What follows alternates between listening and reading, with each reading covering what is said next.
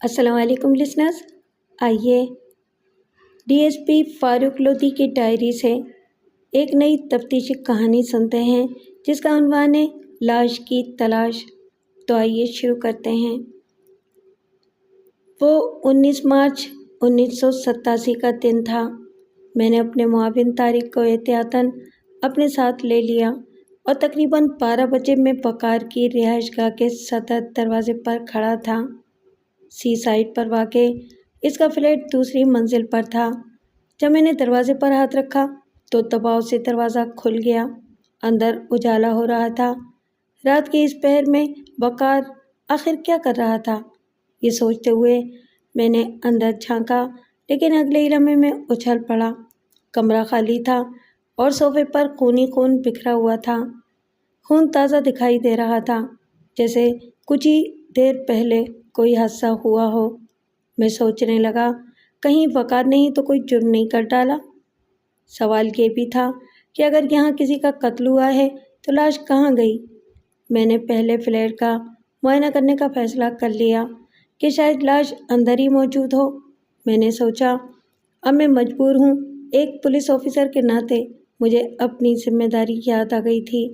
اب تو مجھے کارروائی کرنی ہی تھی کہ نہ تو یہ غبن تھا اور نہ خاندانی رنجش، جیسا کہ میں شروع میں اس معاملے کو لے کر چلا تھا۔ دراصل بات کچھ یوں تھی کہ میرے ایک دوست ہیں مسٹر سیٹ عمر۔ ان کا اکلوتا لڑکا اپنی ماں سے لڑ کر گھر چھوڑ کر چلا گیا تھا۔ جاتے وقت وہ اپنی آنجانی ماں کے تقریباً 5 لاکھ روپے کی مالیت کے زیورات لے گیا تھا اور اگلے روز اپنے باپ کے جعلی دستخط کر کے بینک سے 5 لاکھ روپے نقد نکلوا لیے تھے۔ سیٹ عمر ایک معزز شہری تھے۔ اپنے خاندان کی بدنامی کے ڈر سے انہوں نے یہ معاملہ تھانے میں درج نہ کروا کر ذاتی طور پر مجھ سے کہا تھا کہ میں اس معاملے کی تحقیقات کر کے ان کے بیٹے کو سمجھاؤں۔ چند دن سے وقار ایک لڑکی کے ساتھ دیکھا جا رہا تھا جو بہت تیز نظر آتی تھی۔ سیٹ عمر نے مجھے وقار اور اس لڑکی کی تصویر بھی دکھائی تھی اور یہ بھی شبہ انہیں تھا کہ ان کا لڑکا وقار اس لڑکی کے چنگل میں تو نہیں پھنس گیا ہے۔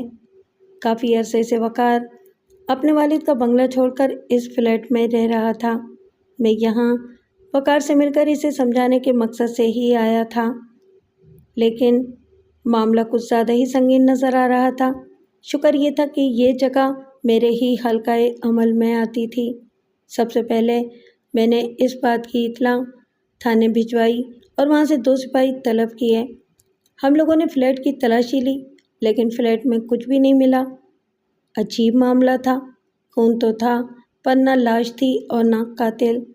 2 سپاہیوں کی فلیٹ پر ڈیوٹی لگا کر میں اپنے معاون شاجی کے ساتھ باہر نکل آیا۔ ہر فلور پر 3 تکونے فلیٹ بنے ہوئے تھے۔ ہم نے ایک دروازے کی کال بیل بجائی۔ وہاں خورشید ملک کے نام کی نیم پلیٹ لگی ہوئی تھی۔ باہر نکلنے والا شخص ملک ہی تھا۔ رات کے وقت دروازے پر پولیس دیکھ کر گھبرا جانا فطری عمل تھا۔ میں نے آگے بڑھ کر کہا، بے وقت تکلیف دینے کے لیے معافی چاہتے ہیں۔ دراصل آپ کے پڑوسی مسٹر وقار کے فلیٹ میں کسی کا قتل ہو گیا ہے۔ آپ مسٹر وقار کے بارے میں کیا جانتے ہیں؟ پہلے وہ کتراتا رہا، پھر تسلی دینے پر اس نے اعتماد کے ساتھ بتانا شروع کیا۔ مسٹر وقار بھلے آدمی نہیں لگتے۔ وہ کافی پراسرار شخص ہیں۔ کب آتے ہیں، کب جاتے ہیں، کیا کرتے ہیں، کسی کو کچھ پتہ نہیں۔ ہاں، کبھی 2-4 بدماش قسم کے لفنگے لوڈے آتے ہیں اور شراب پی کر ادھم مچاتے ہیں۔ میں عموماً 8 بجے اپنے گھر آ جاتا ہوں، لیکن اتفاق سے آج کچھ کام درپیش آ گیا تھا اور میں رات کو 11 بجے گھر لوٹا۔ جب میں سیڑھیاں چڑھ رہا تھا تو ایک شخص سیڑھیاں اتر رہا تھا۔ وہ کافی حد تک بوکھلایا ہوا تھا، اس لیے مجھ سے ٹکرا گیا۔ میں نے پہلی مرتبہ اسے دیکھا تھا، اس لیے پہچان نہیں سکا۔ میں اوپر آیا تو وقار کے فلیٹ کا دروازہ کھلا ہوا تھا، جو عموماً بند رہا کرتا تھا۔ مجھے تعجب ہوا۔ میں نے دروازے کے پاس پہنچ کر اندر جھانکا۔ اندر کا منظر دیکھ کر میرے ہوش اڑ گئے۔ صوفے پر ایک لڑکی کی لاش پڑی ہوئی تھی۔ لڑکی کی لاش؟ کیا آپ نے اس کا چہرہ بھی دیکھا تھا؟ جی نہیں، وہ صوفے پر اوندھے منہ جو پڑی تھی وہ لڑکی ہی تھی۔ حقیقتاً میں اس قدر گھبرا گیا تھا کہ مجھ میں وہاں ٹھہرے رہنے کی سکت بھی نہ رہی تھی اور میں بھاگ کر اپنے کمرے میں چلا گیا تھا۔ میں نے اس کا شکریہ ادا کیا۔ اب یہ ظاہر ہو چکا تھا کہ ایک قتل ہوا ہے اور مقتولہ عورت تھی۔ ظاہر تھا کہ قتل کے بعد لاش غائب کی گئی تھی۔ اب سوال یہ تھا کہ قاتل کون ہے، وقار یا کوئی اور؟ لہٰذا اب ہمیں پہلے وقار کو تلاش کرنا تھا۔ شاہ جی نے ایک اور فلیٹ کی گھنٹی بجائی۔ تقریباً 30 برس کے ایک خوبرو نوجوان نے آنکھیں ملتے ہوئے دروازہ کھولا۔ اس کا نام ناصر تھا۔ ایک قتل کے بارے میں دریافت کرنا ہے۔ قتل؟ ناصر بوکھلا گیا۔ گھبرائیں نہیں جناب، اس فلور کے ایک فلیٹ میں ایک عورت کا قتل ہو گیا ہے۔ لیکن ہمارے اس فلور کے فلیٹوں میں تو کوئی عورت نہیں رہتی۔ ممکن ہے کسی سے ملنے آئی ہو اور اسے قتل کر دیا گیا ہو۔ ہاں، یہ ہو سکتا ہے۔ ناصر کافی گھبرایا ہوا سا تھا۔ ناصر نے بتایا کہ وہ غیر شادی شدہ ہے اور پیشے کے اعتبار سے آرٹسٹ ہے۔ ہم نے اس سے اور کئی سوالات پوچھے، لیکن وہ ہر سوال کا جواب ٹال مٹول کے انداز میں دیتا رہا۔ اسی درمیان میں نے اس سے ایک سادہ سا سوال پوچھ لیا۔ آپ نے ابھی تک یہ نہیں پوچھا کہ قتل کس کے فلیٹ میں ہوا ہے؟ میں گہری نظروں سے ناصر کا جائزہ لینے لگا۔ میں ایک فنکار ہوں اور فنکار اس قسم کی الجھنوں سے دور رہتے ہیں۔ کسی بھی فلیٹ میں حادثہ ہوا ہو، مجھے اس سے کیا لینا دینا؟ میری چھٹی حس ناصر کی شخصیت میں کوئی اہم راز پوشیدہ محسوس کر رہی تھی۔ میرا دل کہہ رہا تھا کہ یقیناً اس معاملے سے ناصر کا گہرا تعلق ہے۔ ہم دونوں نیچے اتر آئے۔ فنگر پرنٹس والے آ چکے تھے اور انہوں نے اپنا کام شروع کر دیا تھا۔ لاش چونکہ موجود نہیں تھی، اس لیے خون کا نمونہ محفوظ کر لیا گیا تھا۔ ضابطے کی کارروائی کے بعد پولیس عملے کو واپس تھانے بھیج دیا گیا۔ میں نے سیٹھ عمر کو جب ان حالات کی اطلاع دی تو وہ یکلخت بول اٹھے۔ میں نہیں مانتا، ہرگز نہیں۔ وقار چاہے کتنا ہی غلط سنگت میں کیوں نہ ہو، لیکن وہ قتل نہیں کر سکتا۔ خدا کرے کہ حقیقت بھی یہی ہو، لیکن فی الوقت قاتل کے روپ میں اس کے علاوہ اور کوئی ہمارے سامنے ہے بھی نہیں۔ سیٹھ عمر کو یہ اطلاع دے کر ہم ایک مرتبہ پھر ناصر کے دروازے پر تھے۔ ناصر نے اس مرتبہ دروازہ کھول کر ہمیں اندر بٹھایا۔ ناصر کی شخصیت کی پرتیں اتارنے کا منصوبہ میں نے پہلے ہی تیار کر لیا تھا۔ چونکہ وہ ایک آرٹسٹ تھا، لہٰذا اس سے میں نے وہی کام کروانے کا فیصلہ کر لیا تھا۔ جس لڑکی کا قتل ہوا ہے، اس کی ایک تصویر بنوانی ہے۔ آپ مصور ہیں، ہماری مدد کریں گے؟ لمحے بھر کو اس کے چہرے کا رنگ بدلا اور پھر وہ سنبھلتے ہوئے بولا، جی ضرور، مجھے اس کی ایک تصویر دے دیجیے، میں شام تک تیار کر کے آپ کو دے دوں گا۔ مسئلہ تو یہی ہے کہ اس کی تصویر نہیں ہے۔ ہاں، اس کا حلیہ بتاتے ہیں، آپ اسی کی مدد سے اس کا اسکیچ بنا دیں۔ حالانکہ میرے پاس اس لڑکی کی تصویر موجود تھی، لیکن میں نے جان بوجھ کر جھوٹ بولا تھا۔ میں نے بتانا شروع کیا، وہ ایک بے حد حسین لڑکی ہے، آنکھیں گہری اور نیلی، رنگ گہما، ناک تیکھی اور ہونٹ پتلے، قد اونچا، لمبے بال، پیشانی پر دائیں طرف ایک بڑا سا تل۔ میں بات کر رہا تھا اور ناصر کی پینسل تیزی سے کاغذ پر چل رہی تھی۔ وہ تصویر کا خاکہ بنانے میں تقریباً کھو گیا تھا۔ تقریباً 1 گھنٹے بعد اس نے جو خاکہ تیار کیا تھا، اسے دیکھ کر میری آنکھیں پھٹی کی پھٹی رہ گئی تھیں۔ جس لڑکی کی تصویر عمر سیٹھ نے وقار کی گرل فرینڈ کے تعارف کے ساتھ میرے حوالے کی تھی، وہ خاکہ ہو بہو اس کی نقل تھا۔ میں نے پہلو بدلتے ہوئے جیب سے وہ تصویر نکالی اور ناصر کے سامنے کرتے ہوئے بولا، ناصر صاحب، صرف آدھے ادھورے حلیے کے بیان پر اتنی صاف اور واضح نقل نہیں بن سکتی۔ کیا آپ اس تصویر کو نقل نہیں مانیں گے؟ اس قدر مشابہت کا مطلب کوئی اتفاق تو نہیں ہو سکتا۔ اب آپ کے لیے یہی بہتر ہوگا کہ سیدھی طرح اصلیت خود ہی بیان کر دیں۔ کیا آپ کو یقین ہے کہ قتل اسی لڑکی کا ہوا ہے؟ اس نے بڑے سپاٹ لہجے میں مجھ سے سوال کیا اور معنی خیز انداز میں مسکرانے لگا۔ شاید کیونکہ آخری وقت میں یہی لڑکی وقار کے ساتھ دیکھی گئی تھی۔ تو ٹھیک ہے، میں بتاتا ہوں کہ میں اس لڑکی کو بہت قریب سے جانتا ہوں، لیکن اس قتل کے بارے میں یقین کریں کہ مجھے کچھ معلوم نہیں۔ یہ تھی کون؟ یہ کبھی میری بیوی تھی فوزیہ، اس نے ایک طویل سانس چھوڑتے ہوئے کہا۔ لیکن آپ تو کہہ رہے تھے کہ آپ شادی شدہ نہیں ہیں۔ ایسی شادی کو شادی نہیں کہتے آفیسر، وہ شادی جو جبر پر مبنی بندھن کا دوسرا نام ہو۔ اسے کم سے کم میں تو شادی کا نام نہیں دے سکتا۔ وہ بہت حسین تھی، میرے آرٹ کی دیوانی، میرے فن کی قدردان، مجھے اپنے آرٹ کے علاوہ سب سے عزیز ہمارا یہی پیار تھا۔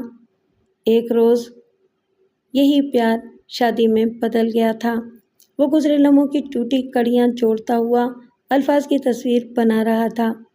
شادی کے کچھ عرصے بعد ہی میں یہ محسوس کرنے لگا کہ وہ ایک گرہستن عورت نہیں بن سکتی۔ اسے اپنے حسن پر بے حد گمان تھا۔ اسے جدید دور کی نئی زندگی کی اقدار بے حد عزیز تھیں، اور میری جیب میری محدود آمدنی اسے اکھرنے لگی۔ اس کا فائدہ اس کے دوسرے چاہنے والوں نے اٹھانے کے لیے اس کا دماغ خراب کرنا شروع کر دیا، اور ایک دن وہ بھی آیا کہ اس نے واضح الفاظ میں مجھ سے طلاق مانگی۔ میری جگہ وہ ایک لکھپتی شخص کو دینے والی تھی۔ اس نے میری طرف سے انکار سن کر قانون کا سہارا لینے کی دھمکی دی۔ رسوائیوں اور بدنامیوں کے ڈر سے میں نے اسے طلاق دے دی، لیکن جس شخص نے اسے اپنایا تھا اس نے صاف کہہ دیا کہ میں بال بچے دار آدمی ہوں، تمہیں رکھ تو سکتا ہوں لیکن نکاح نہیں کر سکتا۔ وہ جس راہ پر چل نکلی تھی اس میں پیسہ ہی منزل ہوتا ہے، رشتے، روایتیں، دستور، دیانت کا دخل نہیں ہوتا۔ ہر رشتہ، ہر رواج کی ایک قیمت ہوتی ہے، اور وہ قیمت اسے مل رہی تھی۔ دولت کی فراوانی نے اس کا دماغ اور خراب کیا۔ اس نے جائز ناجائز کا فرق مٹا دیا تھا۔ دولت کی وہ پجارن حد درجہ خود پرست ہو گئی تھی۔ میں نے سنا کہ اس نے ایک کلب جوائن کر لیا جس میں ہر 6 ماہ بعد وہ نئے پرستار کو تلاش کرنے لگی۔ جب دل بھر جاتا اور پیسے کھنچ کر آنا شروع ہوتا، وہ اسے چھوڑ کر نیا شکار پیار کے حصار میں گرفتار کر لیتی۔ اسی کھیل میں اس کی زندگی میں ایک دولت مند بوڑھا آیا۔ اس نے فوزیہ سے شادی کر لی۔ پھر ایک دن میں نے اسے وقار کے فلیٹ پر دیکھا تو میں چونکا۔ میں نے سنگن لی تو معلوم ہوا کہ اس کا پورا شوہر ایک بڑا اسمگلر بھی تھا، اور اس نے جھوٹ بولا تھا کہ اس کی بیوی مر گئی ہے اور وہ بے اولاد ہے۔ فوزیہ بہت خوش تھی، اس بوڑھے کے بعد اس کی تمام جائیداد اسے مل جائے گی، لیکن وہ جوان بھی تھی، اسے دولت کے علاوہ اور بھی بہت کچھ درکار تھا۔ اس کی جوانی کی موجیں اسے ادھر ادھر بھٹکا رہی تھیں۔ ایسے وقت میں اس کے ہاتھ وقار آ گیا۔ اسی دوران اس بوڑھے کے خفیہ اڈوں پر چھاپا پڑا اور اس کا کروڑوں کا مال ضبط ہو گیا۔ اسی موقع پر فوزیہ کو معلوم ہوا کہ بوڑھے کے بیوی بچے گاؤں میں ہیں اور اس کی ساری جائیداد کے مالک وہی ہیں۔ یہ جان کر اس نے اب وقار کو ہی اپنا شکار بنا لیا۔ اس وقت اس کا شوہر جیل میں تھا، لیکن 1 مہینے بعد ہی وہ جیل سے باہر آ گیا۔ اس کے بعد 1 مہینے سے میں نے فوزیہ کو وقار کے فلیٹ پر نہیں دیکھا، لیکن کل رات تقریباً 10 بجے میں نے پھر فوزیہ اور وقار کو آتے دیکھا۔ اس کے بعد کیا ہوا یہ مجھے پتہ نہیں۔ میرے لیے یہ کہانی چونکا دینے والی بھی تھی اور نئی بھی۔ ہم پولیس والے چہروں کو پڑھنے میں عام لوگوں سے کچھ زیادہ ہی گہری نظر رکھا کرتے ہیں، اور میرا تجربہ کہہ رہا تھا کہ ناصر جھوٹ نہیں بول رہا ہے۔ ابھی میں اس کی داستان سن کر معاملات سمجھنے کی کوشش ہی کر رہا تھا کہ میرے ذہن میں ایک نئے خیال نے جنم لیا۔ میں نے وقار کے پڑوسی کو بلوایا اور فوزیہ کے بوڑھے شوہر داؤد کے گھر جا پہنچا۔ میرے ساتھ شاجی کے علاوہ ناصر بھی تھا۔ جیسے ہی ہم لوگ سیٹھ داؤد کے سامنے پہنچے، ملک اور سیٹھ داؤد ایک دوسرے کو دیکھ کر چونکے۔ میرا تیر نشانے پر بیٹھا تھا۔ میں نے ملک سے پوچھا، یہی صاحب تھے جو کل رات زینہ اترتے ہوئے آپ سے ٹکرائے تھے؟ جی، ملک نے فوراً پہچان لیا۔ سیٹھ داؤد، آپ کو اپنی بیوی فوزیہ کے قتل کے الزام میں حراست میں لیا جاتا ہے۔ یہ کہتا ہوا میں آگے بڑھا۔ یہ کیا بدتمیزی ہے؟ सेठ दाऊद बुरी तरह दहाड़ा। मतलब बिल्कुल साफ है, कल रात मिस्टर वकार के फ्लैट पर अपनी बीवी फौजिया का कत्ल आपने किया और आपको भागते हुए इन्होंने देखा है।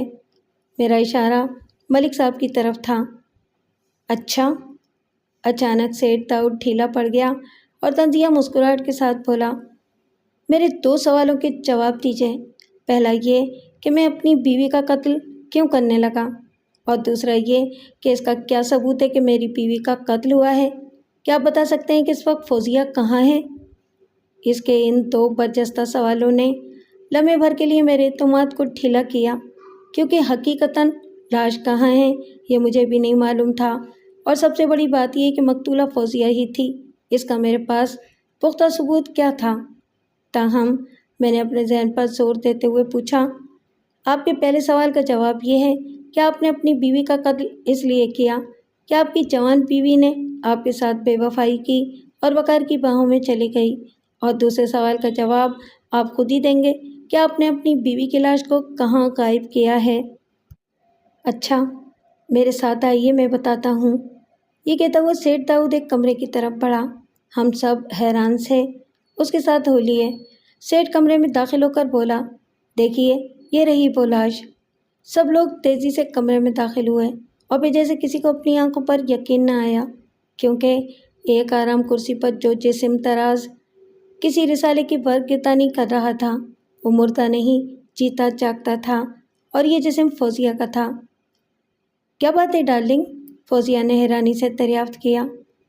कुछ नहीं डेयर, डीएसपी साहब का कहना है कि तुम्हारा कत्ल कर दिया गया है। फौजिया के मुंह से एक जोरदार के कहा बरामद हुआ, लेकिन जैसे ही उसकी नज़र सबसे पीछे खड़े अपने साबिक शौहर नासिर पर पड़ी, उसका रंग उड़ गया। मैं खामोशी से आगे बढ़ा और धीरे से बोला, अब आप दोनों अपने आप को वकार के कत्ल के इल्ज़ाम में ज़ेर हिरासत समझें। आपने उसकी लाश कहाँ गायब की है? ये क्या बकवास है? फौजिया तकरीबन चीख कर बोली। ये बकवास नहीं, हकीकत है, सेठ दाऊद चीखा, लेकिन सिर्फ इतनी कि वकार का खून मैंने नहीं फौजिया ने किया है। अब फौजिया की बारी थी बगलें झांकने की। दाऊद ने कहना शुरू किया, जब बिलावजह कत्ल के मामले में मेरी गर्दन फंसाई जा रही है तो मैं सच बताने से गुरेज क्यों करूं? जब मैं पकड़ा गया और फौजिया को पता चला कि मेरे पास से इसे फूटी कोड़ी भी नहीं मिलने वाली है और मैं कम से कम 7 बरस से पहले बाहर आने वाला नहीं हूँ, तो इसने वकार को अपने चक्कर में फांस लिया। लेकिन मैं 1 ही महीने में जेल से बाहर आ गया। मेरे बाहर आने के बाद भी इसने वकार से ताल्लुकात बनाए रखे। जल्दी मुझे इसका पता चल गया। एक रात की बात है, मैं इसका पीछा करता हुआ वकार के फ्लैट तक पहुंच गया। मैं फौजिया को रंगे हाथों पकड़ना चाहता था, इसलिए कुछ देर तक बाहर रुका रहा। तकरीबन आधे घंटे बाद मैं दबे कदमों ऊपर चढ़ा और वकार के दरवाजे पर दस्तक दी। ज़रा सा दरवाज़ा खुला तो मैंने ज़ोर से धक्का मारा। फौजिया को मेरी आमद की तवक्को नहीं थी। इसके मुंह से मुझे देखते ही चीख निकल गई। मैंने फ़ौरन इसके मुंह पर हाथ रख दिया, लेकिन जब मेरी नज़र सोफ़े पर पड़ी तो मैं कांप उठा। वहाँ वकार की लाश पड़ी थी। ना मालूम क्यों मेरे दिमाग में ये तरकीब आई कि अब मैं फौजिया को ताउम्र ब्लैकमेल कर सकता हूँ। मैंने इसे कहा कि तुम इंतज़ार करो, पहले मैं वकार की लाश नीचे ले जाता हूँ, फिर थोड़ी देर बाद तुम नीचे आ जाना, इस तरह कि तुम्हें कोई देख ना सके। मैं वकार की लाश उठाकर नीचे ले गया और इसे कार की डिग्गी में डालकर ऊपर आया तो इसने कहा कि लोग आ रहे हैं, मैं नीचे गाड़ी में बैठूं।